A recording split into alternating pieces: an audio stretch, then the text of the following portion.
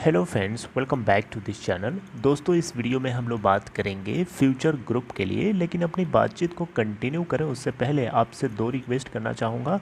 पहली रिक्वेस्ट कि अगर आप डीमैट अकाउंट या ट्रेडिंग अकाउंट ओपन कराना चाहते हैं, डिस्क्रिप्शन बॉक्स में एक लिंक आपके लिए दिया गया है।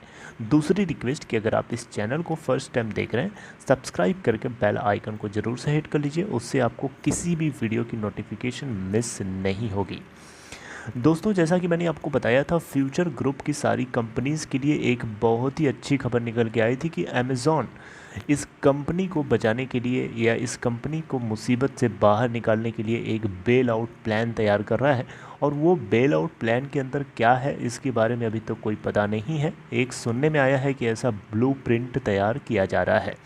सुप्रीम कोर्ट ने हालांकि इन दोनों के बीच में जो लड़ाई थी, इस लड़ाई में अमेज़ॉन का साथ दिया है। और अमेज़ॉन जिस बात को कंटेस्ट कर रहा था सुप्रीम कोर्ट में कि इंटरनेशनल आर्बिट्रेशन सेंटर की तरफ से मिला हुआ इंटरिम अवार्ड इंडियन लॉज के अंदर वैलिड है, उसको रिजेक्ट नहीं किया जा सकता। जो कि फ्यूचर रिटेल का पूरा बयान था कि फ्यूचर रिटेल जो इस इंटेंशन के साथ था कि ये जो अवार्ड है ये इंडिया में वैलिड नहीं है, लेकिन सुप्रीम कोर्ट ने कहा कि ये वैलिड है। चलिए, ये बात तो आपको पता है। लेकिन अब खबर ये आ रही है दोस्तों कि फ्यूचर ग्रुप को $14 मिलियन इंडिया के अंदर इसके बॉन्ड होल्डर्स को इसी महीने के एंड तक पे करना है। ऐसा यहाँ पे इंडस्ट्री एनालिस्ट्स का बताया जाना है कि अगर बॉन्ड होल्डर्स को फ्यूचर ग्रुप पे नहीं कर पाता है इस महीने के आखिरी तक, यानी अगस्त के एंड तक, तो इस केस में बॉन्ड होल्डर्स लीगल एक्शंस लेने के लिए शुरू कर सकते हैं। यानी बॉन्ड होल्डर्स, बॉन्ड इन्वेस्टर्स जो हैं, लीगल एक्शन इनिशिएट कर सकते हैं इस कंपनी के खिलाफ, जो कि इस कंपनी के लिए बहुत बहुत बड़ा झटका हो सकता है। सुप्रीम कोर्ट के इस झटके के बाद दूसरा सबसे बड़ा झटका हो सकता है। लेकिन इन्हीं बातों को देखते हुए मुझे ऐसा लग रहा है कि ये इन्वेस्टर्स को इतनी जल्दी क्या, इन्वेस्टर्स को क्या नहीं पता है कि सिचुएशन क्या है, भारत के अंदर कोरोना वायरस की क्या सिचुएशन है, बाहर के देशों में क्या सिचुएशन है। कोरोना वायरस के चलते इनके कंपनीज़ के बिज़नेस बंद थे, ठप थे, इनका बिज़नेस नहीं चल पा रहा है। तो डेफिनेटली इनको जो है कहीं ना कहीं से कुछ ना कुछ अरेंज करना पड़ेगा ना। तो उसी के लिए कंपनी जो है रिलायंस इंडस्ट्रीज़ लिमिटेड की एक यूनिट है रिलायंस रिटेल, जिसके साथ ये डील करना चाह रहे थे, लेकिन अब इसको नहीं होने दिया जा रहा है। तो इसमें फ्यूचर ग्रुप के किशोर बियानी की कोई गलती नहीं है। यहाँ पे बॉन्ड इन्वेस्टर्स को थोड़ी समझदारी और थोड़ी सिंपैथी दिखानी चाहिए। और इसके लिए कंपनी हार नहीं रही है। कंपनी अपने इन्वेस्टर्स और स्टेक होल्डर्स के इंटरेस्ट को बचाने के लिए हर संभव कोशिश कर रही है। फ्यूचर ग्रुप के किशोर बियानी जी कोशिश कर रहे हैं, राइट।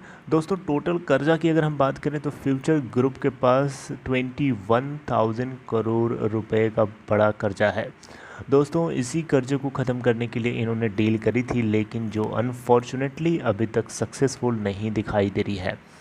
यहाँ पे कुछ इन्वेस्टर्स इस बात को लेकर के डरे हुए हैं बहुत ज़्यादा कि अगर ये कंपनी इंसॉल्वेंसी प्रोसेस से गुजरने जाती है, यानी एनसीएलटी में अगर लेके जाया जाता है, तो फिर इस हिसाब से बहुत ज़्यादा इनको हेयर कट झेलना पड़ सकता है। ऐसा कुछ इन्वेस्टर्स का सोचना है। सोचने से क्या होता है, चलिए आपको यहाँ पे बताना चाहूँगा। ये चीज़ तो आपको पता है। चलिए, एक चीज़ आपको शायद ना पता हो, 21,000 करोड़ रुपए का जो फ्यूचर ग्रुप के पास कर्जा है, ये लगभग 28 लोकल और फॉरेन बैंक्स मिला करके हैं।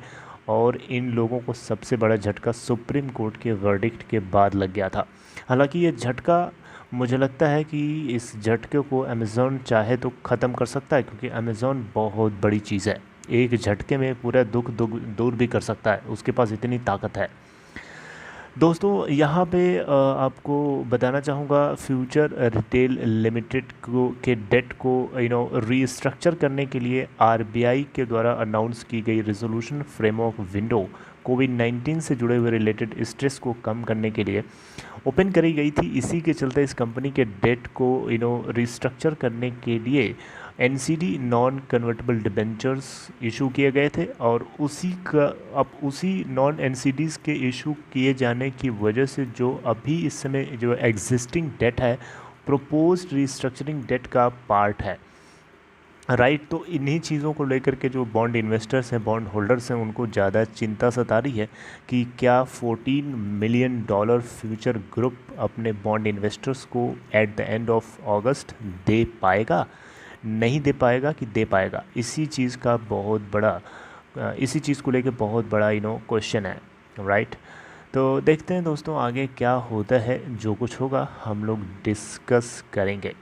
राइट। तो आगे अपना ख्याल रखिए, और कुछ भी इन्फॉर्मेशन आती है तो मैं आपसे शेयर करूँगा। Okay, take care, next time मिलते हैं, गुड बाय।